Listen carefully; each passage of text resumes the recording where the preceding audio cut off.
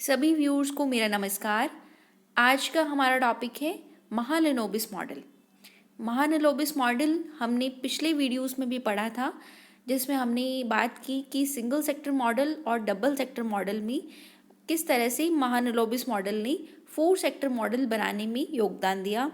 ये जो 4 sector model है, ये सेकेंड 5 ईयर प्लान जो इंडिया में बना था, द्वितीय पंचवर्षीय योजना 1956 से 1961, उसका बेसिस है क्या 4 सेक्टर मॉडल। ये जो टॉपिक है ये एमए फाइनल ईयर के स्टूडेंट्स के लिए है। उनके डेवलपमेंट इकोनॉमिक्स पेपर में ये टॉपिक लगता है।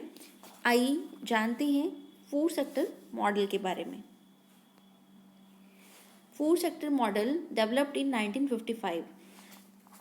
4 क्षेत्रीय मॉडल जो था उसका डेवलपमेंट, उसका प्रतिपादन 1955 में हुआ है।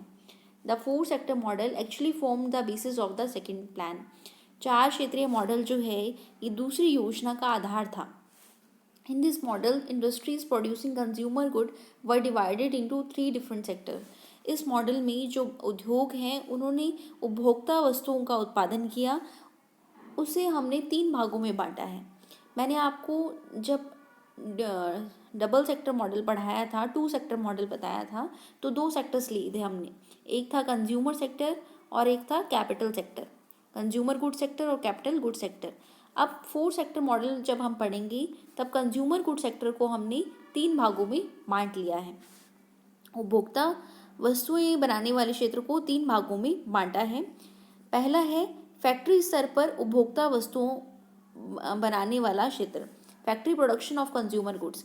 फैक्ट्री स्तर पर मतलब इंडस्ट्री स्तर पर जो उपभोक्ताएं वस्तुएं बनाता है उसे हमने C1 सेक्टर नाम दिया है। फैक्ट्री स्तर पर जो उपभोक्ता वस्तुएं बनाता है उसे C1 सेक्टर नाम दिया है। सेकंड है कृषि, कुटीर, छोटे उद्योगों में उपभोक्ता वस्तुएं बनाने वाला क्षेत्र, the production of consumer goods in agriculture, small scale and cottage industry.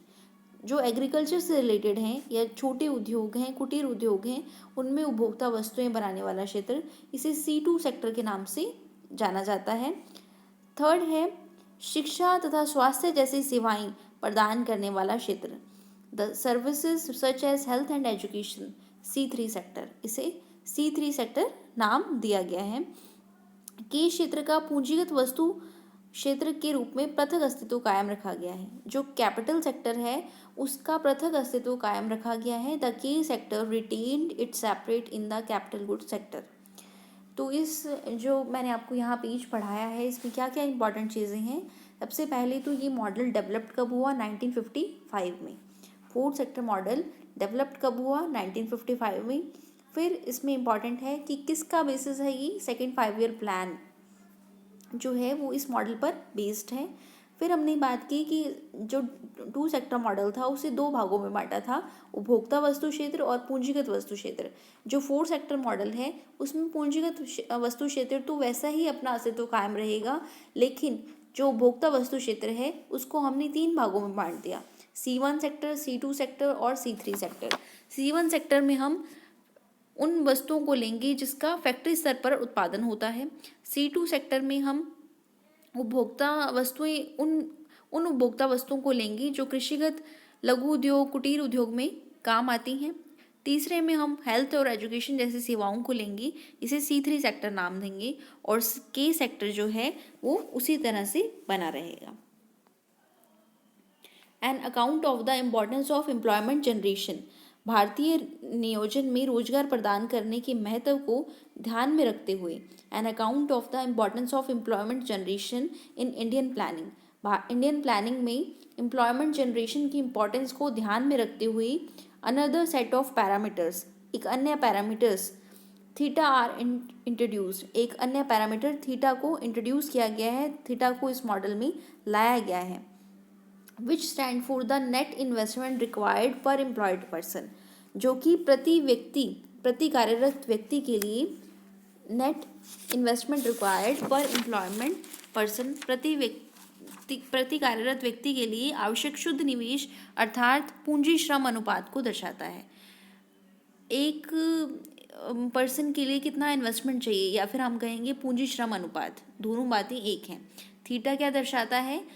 प्रति कार्यरत व्यक्ति के लिए शुद्ध निवेश कितना चाहिए।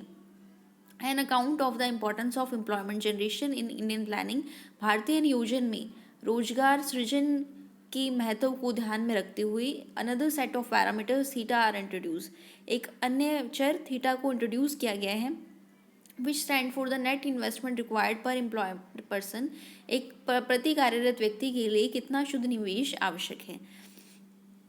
टू सेक्टर मॉडल, और इसमें डिफरेंस ये है कि टू सेक्टर मॉडल में हमने दो ही सेक्टर पर बात की थी, और जो ये फोर सेक्टर मॉडल है इसमें फोर सेक्टर्स पर बात की है हमने, और अलग अलग पैरामीटर्स इंट्रोड्यूस करेंगे हम। उसमें लैम्डा इंट्रोड्यूस किया था, इसमें लैम्डा के अलावा थीटा भी इंट्रोड्यूस किया है। थीटा का मतलब है कि प्रति कार्यरत व्यक्ति के लिए हमें कितना शुद्ध निवेश चाहिए, और लैम्डा की लैम्डा 1, लैम्डा 2, लैम्डा 3, जैसे उसमें लैम्डा की और लैम्डा सी था, इसमें लैम्डा की लैम्डा 1, लैम्डा 2 और लैम्डा 3 है। R the fraction of investment allocated to the, ये क्या है, आवंटित निवेश के अनुपात को दर्शाते हैं। फ्रैक्शंस ऑफ इन्वेस्टमेंट आवंटित निवेश के अनुपात को दर्शाती हैं, जो के सेक्टर्स को दिया गया है, C1 सेक्टर को दिया गया है, C2 सेक्टर को दिया गया है और C3 सेक्टर को दिया गया है। It is obvious that lambda के plus lambda 1 plus lambda 2 plus lambda 3 equals to 1, ये हम जानते हैं कि किसके बराबर होते हैं, 1 के बराबर होते हैं। आर द एलोकेशन पैरामीटर्स, ये आवंटन संबंधी पैरामीटर हैं, आवंटन संबंधी पैरामीटर्स हैं। क्या आवंटन होगा, शुद्ध निवेश का कितना भाग आवंटित किया गया है के सेक्टर में, C1 सेक्टर में, C2 सेक्टर में, आवंटित निवेश के अनुपात को बताते हैं। और थीटा क्या बताता है कि प्रति कार्यरत व्यक्ति के लिए कितना निवेश आवश्यक है, यानी पूंजी श्रम अनुपात को बताते हैं। और ये बताता है कि आवंटित निवेश कितना है, आवंटित निवेश का रेशो कितना है, लैम्डा की, लैम्डा 1, लैम्डा 2। नेक्स्ट है मॉडल में बीटा की, बीटा 1, बीटा 2, बीटा 3 प्रत्येक क्षेत्र में आय की वृद्धि और निवेश का अनुपात है। बीटा क्या बताता है कि इनकम में कितना वृद्धि होगी और निवेश का अनुपात है, आय में वृद्धि और निवेश का अनुपात है। थीटा के, थीटा 1, थीटा 2, थीटा 3 चारों क्षेत्रों में पूंजी श्रम अनुपातों को दर्शाते हैं। महान लोबिस ने इस मॉडल में 3 लक्ष्य चरों को लिया है। 3 लक्ष्य चर कौन कौन से हैं, ये बहुत ही इंपॉर्टेंट है। महान लोबिस ने इस मॉडल में 3 लक्ष्य चरों को लिया है। योजना के 5 वर्ष के समय काल में किया जाने वाला कुल निवेश, जो 5 ईयर्स का समय काल है, द्वितीय पंचवर्षीय योजना कितने टाइम के लिए बनाई गई थी, 5 साल के लिए, तो योजना के 5 साल के समय काल में किया जाने वाला कुल निवेश, इसको बोला है ए। 5 साल में कितना इन्वेस्टमेंट करेंगे, इसको क्या कहेंगे, ए। फिर कहेंगे आय में कुल वृद्धि कितनी हुई, इसे कहेंगे ई। इनकम में कुल वृद्धि कितनी हुई, इसे कहेंगे ई। और रोजगार में कुल वृद्धि कितनी हुई, इसे कहेंगे एन। 3 इंपॉर्टेंट चर कौन कौन से है, ए ई एन, ए ई एन। ए का मतलब है कि 5 साल में कितना इन्वेस्टमेंट बढ़ा, ई का मतलब है 5 साल में कितनी इनकम में वृद्धि हुई, और एन का मतलब है 5 साल में रोजगार में कितनी वृद्धि हुई। इन तीनों लक्ष्यों को 4 क्षेत्रों में अलग अलग से लिया गया है। इन तीनों लक्ष्य जो चर हैं इनको 4 सेक्टर्स में अलग अलग लिया गया है। कैसे लिया गया है ये अब देखते हैं हम। तो मैं यहाँ तक मैंने जो भी पढ़ाया है आपको, इसको थोड़ा रिपीट कर रही हूँ। पहले मैंने आपको बताया कि जो 4 सेक्टर मॉडल है वो सेकंड 5 ईयर प्लान का बेसिस है, आधार है। 4 सेक्टर मॉडल को हमने 4 भागों में बांटा है। कैपिटल गुड सेक्टर तो एज इट इज़ है, लेकिन कंज्यूमर गुड सेक्टर को C1, C2, C3 सेक्टर्स में डिस्ट्रीब्यूट किया है। C1 सेक्टर्स में क्या क्या लेंगे, जो फैक्ट्री स्तर पर प्रोडक्शन होगा। C2 सेक्टर में एग्रीकल्चर से रिलेटेड, और C3 सेक्टर में सर्विसेज से रिलेटेड। फिर हमने इसमें क्या इंट्रोड्यूस किया, हमने लैम्डा 1, लैम्डा 2, लैम्डा 3, ये जो निवेश के अनुपात हैं इसको इंट्रोड्यूस किया। थीटा एक नई टर्म ली है। थीटा का मतलब है कि प्रति कार्यरत व्यक्ति के लिए कुल शुद्ध निवेश कितना चाहिए, या इसे पूंजी श्रम अनुपात भी कहते हैं। बीटा 1, बीटा 2, बीटा 3 ये क्या है, ये आय में वृद्धि और निवेश के अनुपात हैं। 3 लक्ष्य चरों को लिया है। ए का मतलब है टोटल इन्वेस्टमेंट, ई का मतलब है टोटल इनकम ग्रोथ, और एन का मतलब है टोटल एम्प्लॉयमेंट क्रिएशन। अब यहाँ हम देखेंगे 4 क्षेत्रों में इन लक्ष्य चरों को अलग अलग लिया है, ए ई एन। ए को कैसे फाइंड आउट करेंगे, लैम्डा की ए, लैम्डा 1 भी निवेश का अनुपात कितना है। ए का मतलब है कुल निवेश, और लैम्डा के का मतलब है कि के सेक्टर में इतना निवेश किया गया। लैम्डा 1 का मतलब है C1 सेक्टर में इतना निवेश किया गया। लैम्डा 2 का मतलब है C2 सेक्टर में इतना निवेश किया गया। तो ए कुल निवेश का कितना भाग के सेक्टर में हुआ, इसका मतलब है निवेश का कितना भाग 1 सेक्टर में हुआ, निवेश का कितना भाग C2 सेक्टर में हुआ, निवेश का कितना भाग C3 सेक्टर में हुआ। इन तीनों को मिलाकर जब हम इन चारों चीज़ों को जोड़ते हैं तो क्या आता है, ए आता है, कुल निवेश आता है। कुल इनकम में की कितनी ग्रोथ हुई, E1 plus E2 plus E3 plus EK, E1 plus E2 plus E3 plus EK। That means income की ग्रोथ पहले सेक्टर में, दूसरे सेक्टर में, तीसरे सेक्टर में और के सेक्टर में जब हम मिलाएंगे तो टोटल इनकम ग्रोथ आ जाएगी। एन का क्या मतलब है, एन की N1 N2 एंड N3। के सेक्टर में एम्प्लॉयमेंट जनरेशन कितना हुआ है, फर्स्ट सेक्टर में, सेकंड में, थर्ड में, इन चारों सेक्टर्स को मिलाएंगे तो टोटल एम्प्लॉयमेंट जनरेशन आ जाएगा। Sector wise increase in employment in is given by. Sector wise अगर हम एम्प्लॉयमेंट का इंक्रीज देखें तो कैसे निकालेंगे, एन के बराबर क्या होगा, एम्प्लॉयमेंट कितना बढ़ेगा, लैम्डा के ए कितना इन्वेस्टमेंट किया गया के सेक्टर में अपॉन थीटा के, पूंजी श्रम अनुपात कितना है, पूंजी श्रम अनुपात कितना है और कितना इन्वेस्टमेंट हुआ, इसके बेस पर क्या निकालेंगे, sector wise increase in employment, sector wise के सेक्टर में कितना एम्प्लॉयमेंट मिला। इसी प्रकार N1 कैसे निकालेंगे, लैम्डा 1 ए अपॉन थीटा 1, N2 लैम्डा 2 ए अपॉन थीटा 2, N3 लैम्डा 3 ए अपॉन थीटा 3। इस प्रकार सेक्टर वाइज अलग अलग हम क्या निकालेंगे, एम्प्लॉयमेंट निकालेंगे कि किस सेक्टर में कितना एम्प्लॉयमेंट मिला। कैसे निकालेंगे, उस सेक्टर में कितना इन्वेस्टमेंट किया गया अपॉन उस सेक्टर का पूंजी श्रम अनुपात, कैपिटल लेबर रेशियो कितना है। जैसे लैम्डा 1 ए अपॉन थीटा 1 है तो इसका मतलब है कि C1 सेक्टर में कितना इन्वेस्टमेंट हुआ अपॉन थीटा 1, उस सेक्टर का पूंजी श्रम अनुपात कितना है। इस प्रकार N के N1 N2 और N3 हम अलग अलग भी फाइंड आउट कर सकते हैं। और टोटल N निकालना हो, टोटल N यानी कुल एम्प्लॉयमेंट जनरेशन कितना है, टोटल एम्प्लॉयमेंट जनरेशन कितना है, तो लैम्डा के ए एन के की जगह क्या लिख सकते हैं, यहाँ पर इस समीकरण में लैम्डा के ए अपॉन थीटा के, लैम्डा 1 ए अपॉन थीटा 1, लैम्डा 2 ए अपॉन थीटा 3, थीटा 2, लैम्डा 3 ए अपॉन थीटा 3। इस तरह भी इस इक्वेशन को लिख सकते हैं। री राइटिंग इक्वेशन, इस इक्वेशन को दोबारा लिखेंगे तो कैसे लिख सकते हैं, लैम्डा के ए को एन के भी लिख सकते हैं, लैम्डा के ए को क्या लिख सकते हैं, एन के। क्यों लिख सकते हैं, क्योंकि अगर हम थीटा के फाइंड आउट करें,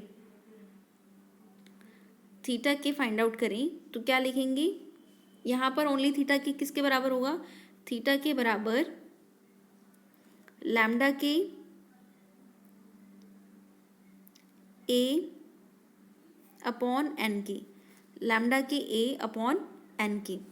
और ए फाइंड आउट करें तो, केवल ए फाइंड आउट करें तो क्या आएगा,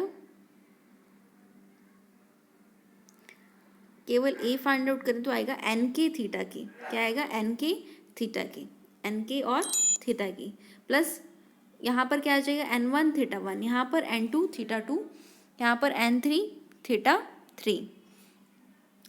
ये जो एन की थीटा की है इनको किस इक्वेशन से निकाला है, इस इक्वेशन से निकाला है, सिर्फ ए की वैल्यू निकाली है यहाँ पर, सिर्फ किसकी निकाली, ए की। इसलिए एन के थीटा की N1 theta 1, N2 theta 2, N3 theta 3 ये लिख सकते हैं हम, ये हम लिख सकते हैं किसकी जगह पर, इसकी जगह पर, थीटा के ए अपॉन लैम्डा के ए अपॉन थीटा के, लैम्डा 1 ए अपॉन थीटा 1, लैम्डा 2 ए अपॉन थीटा 2, इसकी जगह एन के थीटा के N1 theta 1, N2 theta 2, N3 theta 3 हम लिख सकते हैं। इस इक्वेशन को अगर हम सॉल्व करेंगे, ये इस इक्वेशन को सॉल्व करेंगे तो ये इस इक्वेशन हम आराम से लिख सकते हैं। अब क्या लिखेंगे हम कि प्रत्येक क्षेत्र में उत्पादित अतिरिक्त आय को निम्न समीकरण से बता सकते हैं, ई के थीटा के ए बी के, ई के किसके बराबर होगा, थीटा के,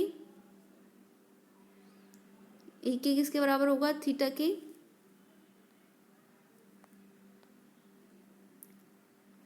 सॉरी लैम्डा के ए बी के, लैम्डा के ए बी के। E1 किसके बराबर होगा, लैम्डा 1 ए बी 1, E2 किसके बराबर होगा, लैम्डा 2 ए बीटा 2, E3 लैम्डा 3 ए beta 3।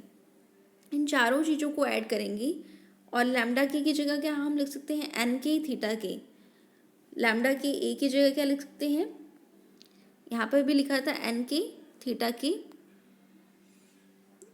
Lambda 1 n1 theta 1 n2 theta 2 n3 theta 3। इस इक्वेशन को अगर हम किस वे में लिखें, गुणोत्तर माध्य के रूप में लिखें तो क्या लिखेंगे, E बराबर वाई नोट 1 प्लस एन की पावर 5 माइनस 1। एन क्या है, योजना काल में आय वृद्धि की मान्य स्थिर दर है। महान लोबिस की मान्यता के अनुसार ये 5% थी। ये है Mahalanobis model. Critical appraisal of this model, इस मॉडल की क्रिटिसिज्म क्या है, the model assumes in closed economy, closed economy में मॉडल माना जाता है। Therefore it does not consider the foreign trade, ये फॉरेन ट्रेड को कंसीडर नहीं करता। Constraint facing the country at a time, जो कंस्ट्रेंट कंट्री ने उस टाइम पीरियड में फेस किए हैं। Capital equipment becomes available, the requisite number of trained workers would also be available. Third है, he does not mention taxation and important potential source of capital, taxation को बिल्कुल include नहीं किया। जो important source क्या है, जो पोटेंशियल सोर्स ऑफ कैपिटल है क्या टैक्सेशन, उसको बिल्कुल भी इंक्लूड नहीं किया। ये था महान-लोबिस मॉडल। अब जो कंप्लीट हो चुका है, हमने सिंगल सेक्टर का भी पढ़ा है, हमने डबल सेक्टर के बारे में पढ़ा है और हमने 4 सेक्टर मॉडल के बारे में भी पढ़ लिया। ये आपका महान-लोबिस मॉडल यहीं पूर्ण होता है। धन्यवाद।